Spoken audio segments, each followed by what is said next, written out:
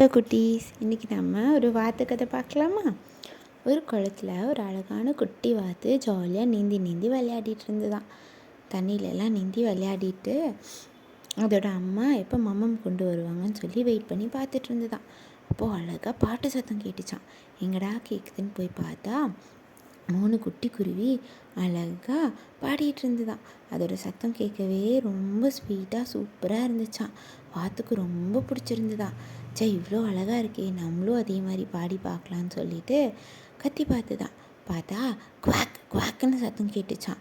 உடனே அந்த 3 குட்டி குருவியும் பாடுறது நிறுத்திட்டு இந்த வாத்தை பார்க்க ஆரம்பிச்சிருச்சான். இந்த வாத்துக்கு ரொம்ப அசிங்கமாக போயிடுச்சான்.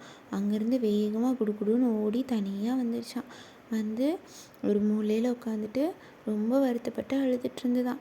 நம்ம ரொம்ப அசிங்கமாக பாடிட்டோம், அந்த குருவியெல்லாம் நம்மளை கேவலமாக பார்த்துருக்கோம், நம்மளோட குரல் ஏன் இவ்வளோ கேவலமாக இருக்குது, நல்லாவே இல்லை அப்படின்னு நினச்சி ரொம்ப வருத்தப்பட்டுட்டு இருந்துதான். அம்மா கிட்ட சொல்லி அழுகணும்னு தனியாக உட்காந்து நினச்சி ஃபீல் பண்ணிகிட்டு இருந்துதான்.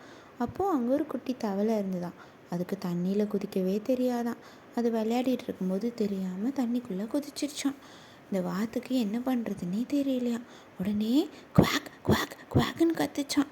பார்த்தா அதோட சத்தம் கேட்டு அந்த குருவியெல்லாம் அங்கே ஓடி வந்துடுச்சான்.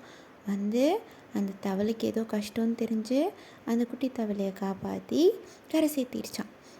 அதுக்கப்புறம் அந்த குருவியெல்லாம் சொன்னாங்களாம், உன் வாய்ஸ் தான் வாத்து உனக்கு ரொம்ப பலமே, உன் குரல் இந்த அளவுக்கு ஸ்ட்ராங்காக இருந்தனால தான் எங்களுக்கெல்லாம் ஏதோ பிரச்சனைன்னு புரிஞ்சு வேகமாக வந்து என்னன்னு பார்த்தா அந்த தவளை மாட்டியிருந்ததை காப்பாற்றணும்.